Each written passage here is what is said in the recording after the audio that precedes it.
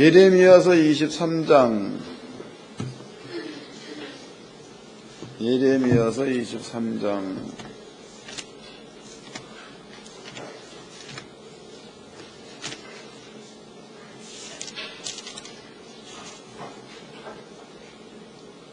(1절로부터) (4절까지) 예레미야서 23장 1절로 4절까지 다같이 한 목소리로 합독하도록 하겠습니다. 시작. 나 여호와가 말하노라. 내 목장의 양무리를 멸하여 흩는 목자에게 화 있으리라.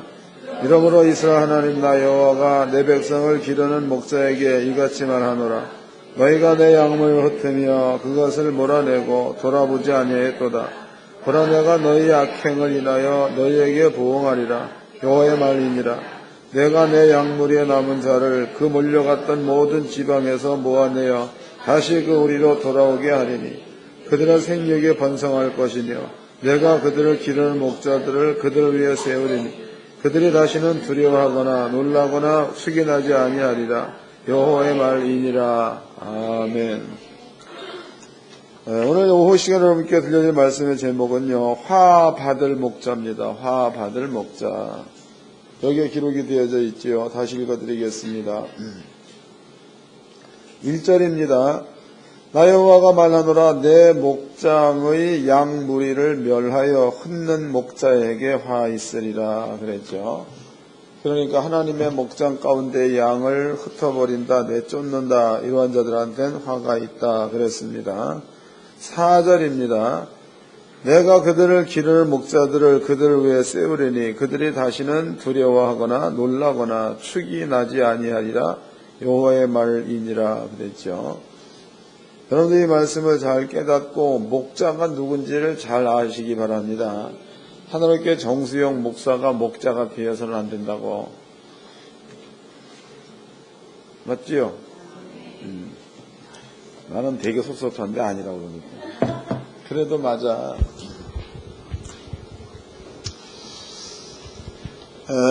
예레미야서 23장을 접어 놓으시고 제가 이제 그 역사적인 이야기를 좀 해드리도록 하겠습니다. 성경에서는 선지자가 2명 있어. 2명. 한 명은 모세가 되겠죠. 모세. 또 한 명은 예수가 되는 겁니다. 예수. 그런데 모세 시대에 하나님께서 선지자를 보낼 것을 하나님이 얘기를 하셨습니다. 모세 시대에. 그런데 이제 그 얘기를 왜 하였는가 이해를 잘해야 돼. 오전 시간도 중요하지만 오후 시간에도 무지 중요합니다. 하나님께서 모세한테 모세와 너와 같은 선지자를 내가 하나 세우겠다 그런 얘기를 하셨습니다. 근데 왜 그랬는가? 성경에서는요, 이사야서 5장에도 기록되어져 있죠. 죄가 있는 사람이 하나님을 만나게 되면 죽습니다. 그 다음에 이스라엘 민족이 처음으로 하나님을 접했던 장소가 시내산입니다. 시내산에서 모세는 시내산 꼭대기에 있었고 이스라엘 민족은 시내산 아래 여기 있었습니다. 하나님께서 모세한테 강림하셔가지고 모세한테 율법을 주었다고. 율법. 그럼 하나님께서 모세한테 율법을 줄 때에 모세가 율법을 받을 때에 모세만 받은 거지 이스라엘 민족 전체가 받은 게 아니다고. 모세만 받은 겁니다. 그런데 이제 모세가 이스라엘 민족한테 율법에 대해서 선포를 해서 선포. 하나님께로부터 받은 율법을 모세가 선포했을 때에 이스라엘 민족 1000만 명입니다. 1000만 명이 이 말씀을 들었을 때에 1000만 명의 마음 가운데에 율법이 전부 다 들어가 있는 거지. 그러니까 하나가 얘기를 했는데 1000만 명의 마음 가운데 율법이 다 들어가 있는 겁니다. 그러면 이제 모세도 선지자예요. 근데 성경에 예레미야도 있고 이사야도 있고 선지자가 많죠. 그러면은 하나님께서 때에 따라서 예레미야도 세우고 그 다음에 이사야도 세우고 에스겔도 세웁니다. 요 선지자들은 뭐 하는 자들이냐? 선지자. 이 선지자들은 율법에는 두 가지 길이 있죠. 하나는 말씀에 순종하면 복을 받는다. 말씀에 불순종하면 저주를 받는다. 이사야 28장에 나오는 이야기입니다.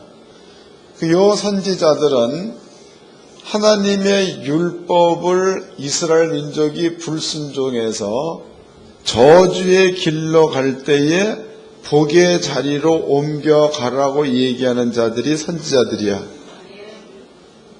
정리됐죠? 모세는 하나님께로부터 율법을 한 사람이 받은 겁니다. 모세가 율법을 얘기했을 때 그 율법은 백성들 전체의 마음 가운데에 들어가 있는 거고, 백성들이 그 말씀을 받아가지고 옳은 길로 간다 혹은 잘못된 길로 간다 그랬을 때에 요 백성들을 옳은 길로 가라고 권면해 주는 자가 예레미야나 이사야나 이런 선지자들이에요. 그 모세와 같은 선지자는 이 선지자들 가운데는 없는 거죠. 이해되는 거예요? 그 모세와 같은 선지자는 그러니까 가장 먼저 쓰여진 선지서가 예레미야서 이사야서 이렇게 쓰여진 겁니다. 근데 그 많은 선지자들 가운데서 모세와 같은 선지자는 한 명도 없는 겁니다. 그러나 그때 세워진 선지자들은 하나님의 말씀 바깥으로 갈 때 그들한테 다시 율법을 얘기해 주어서 복받는 쪽으로 인도하는 자, 이러한 자들을 선지자들이라고 한다 이 말이에요. 다르죠? 모세와 이들과는 다른 겁니다. 그런데 이제 하나님께서 이스라엘 민족한테 얘기하기를 이 백성이 나한테 가까이 오면 죽는다라고 얘기했다고. 그 만약에 하나님께서 이스라엘 민족 가운데에 나타나 버렸어. 그러면은 이스라엘 민족 가운데 하나님이 나타나 버리면은 이스라엘 민족은 잘못하면 전부 다 전멸한다는 거지. 읽어보자고. 신명기서 18장입니다. 신명기서 18장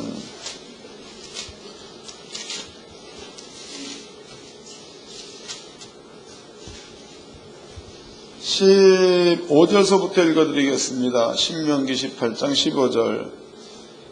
내 하나님 여호와께서 너희 중 내 형제 중에서 나와 같은 선지자를 하나를 너를 일으키시리니 너희는 그들을 들을지니라. 16절.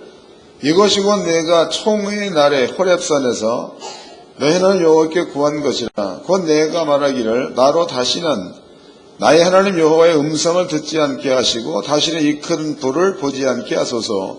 두렵건대 내가 죽을까 하나이다 하매. 이스라엘 민족이 하나님 만나면 산다 그래서 죽는다 그래서 죽는다. 17절 여호와께서 내게 이르시되 그들의 말이 옳도다. 그럼 이스라엘 민족이 하나님을 직접 만나면 죽는다. 그 말이 옳다는 거죠. 그럼 하나님께서도 너네들이 나를 직접 만나면 죽는다로 인정했다는 겁니다. 그럼 만약에 이제 이스라엘 민족이 이렇게 있는 데에 하나님께서 이 가운데 갑자기 임했다 그러면은 민족은 다 살아 다 죽어. 다 죽는 거지.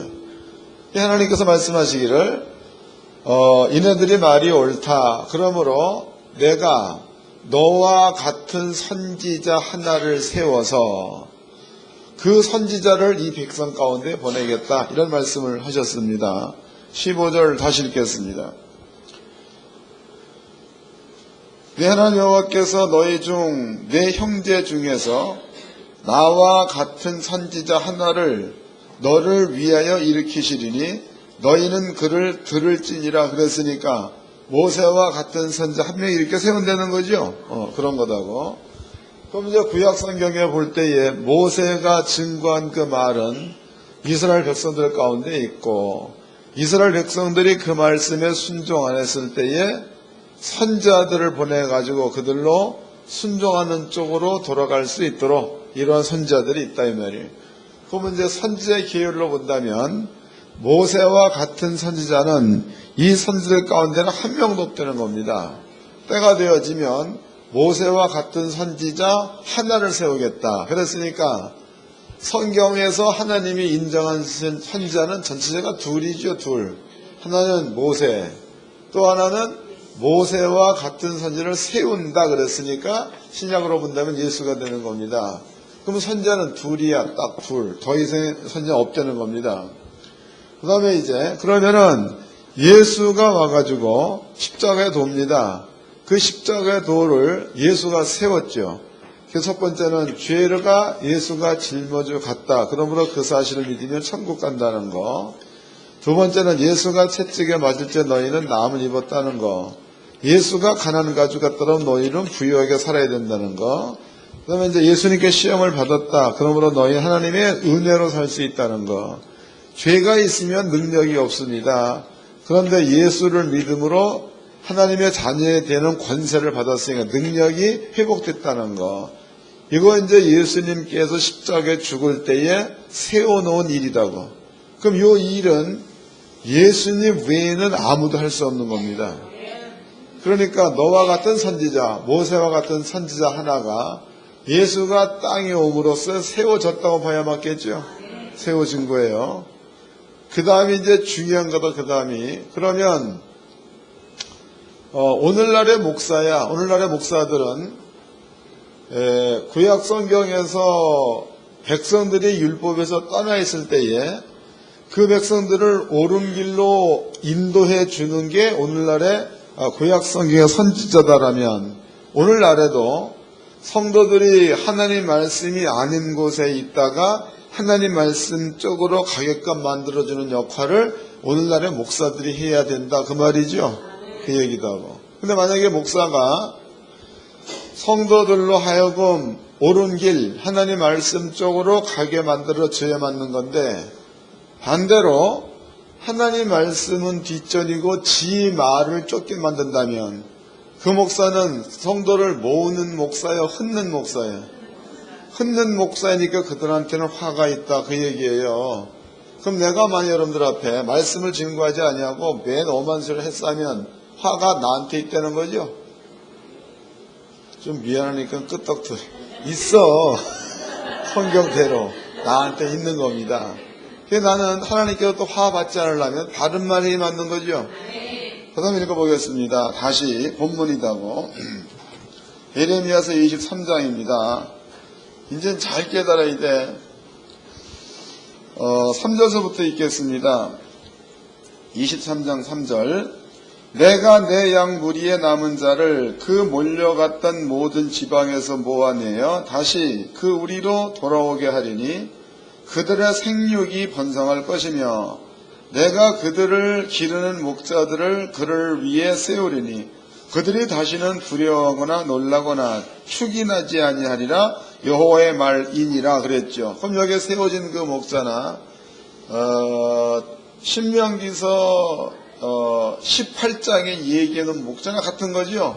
그러니까 이때 세워지겠다 그 말이다. 그러므로 하나님의 말씀 바깥으로 인도하는 자들은 화를 받을 자, 하나님의 말씀 쪽으로 인도하는 자들은 반대로 복을 받을 자가 되는 겁니다.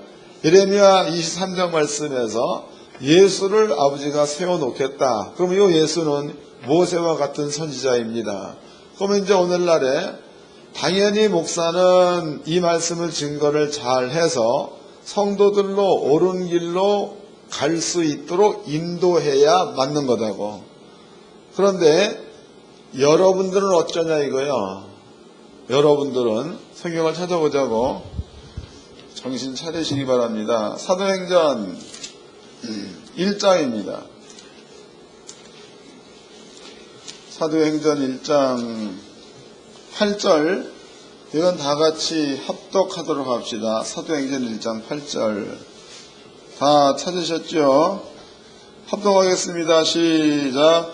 오직 성령이 너에게 임하시면 너희가 권능을 받고 예루살렘과 온 유대와 사마리아 땅끝까지 이르러 내 증인이 되리라 하시니라. 그럼 성령 받은 자들은 예수님께서 이런 일을 해놓고 죽으셨다라는 그 말에 대한 증인으로 살라 그 말이죠. 그게 목사만 하려는 거예요? 여러분들도 하려는 거예요? 나만 하는 거 아니죠? 여러분들도 하는 거다고. 그 밑에 보겠습니다.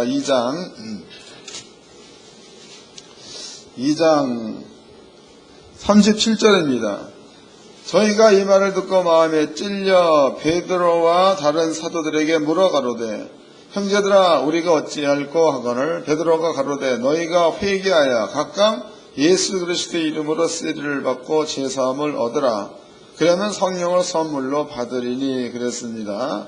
41절 이 말을 받는 사람들은 세리를 받으며 그날의 제자들의 수가 3,000이나 더하더라 그랬다고. 그러면은 3,000명이 베드로한테 몰려오는 데 있어서 베드로가 모은 거요, 예루살렘 교인들이 모인 거예요. 맞나? 베드로가 3,000집을 다니면서 오라고 그랬죠? 아니요. 그 예루살렘 교회의 성도들이 가서 복음을 증거해서 그들로 하나님의 말씀을 듣도록 인도해온 자들의 숫자가 3,000명이다 그 뜻입니다.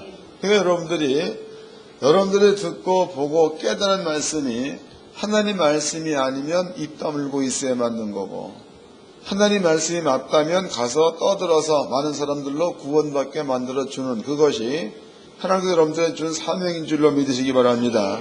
이게 맞는 말이라고. 그 다음에 또 보겠습니다. 그 다음에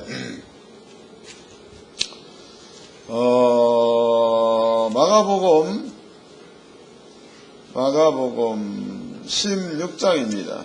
마가복음 16장. 예수님이 마지막 명하신 겁니다. 마가복음 16장 9절, 19절서부터 읽겠습니다. 마가복음 16장 19절. 주 예수께서 말씀을 마치신 후에 하늘로 올리우사 하나님 우편에 앉으시니라. 지어들이 나아가 두루 전파할새 주께서 함께 역사하사 그 따르는 표적으로 말씀을 확실히 증거하시니라 해서, 여기에서 제자라는 그 이 단어가 정수영 목사는 예수님 살아계실 때 난도 그때 살아있었다고. 그 거짓말이죠. 2000년이 지났으니까 살아있을 수가 없는 거다고. 그런데 요한복음 17장에 보면 제자들의 말을 듣고 예수를 믿는 자들도 제자다 그랬단 말이에요. 그러니까 아까 누가복음 2장도 마찬가지죠. 이 말을 듣고 믿는 자 제자들의 수가 3,000이나 더하더라. 그 말이나 지금 여기에 기록되어 있는 제자의 그 말이나 같은 뜻입니다. 여러분들은요, 성령을 받았으면 12사도와 똑같은 제자다 그 말이죠. 그 얘기다고. 그 다음에 읽겠습니다. 19절입니다. 주님께서 말씀을 마치신 후에 하늘로 올리우사 하늘 우편에 앉으시니라. 20절. 제대로 나가 도로 전파할새 주께서 함께 모였다는 거예요. 역사. 그럼 여러분들이 복음을 증거하면 거기에 하나님께서 함께 역사한다는 뜻이 되겠죠. 그 다음에 다 같이 시작.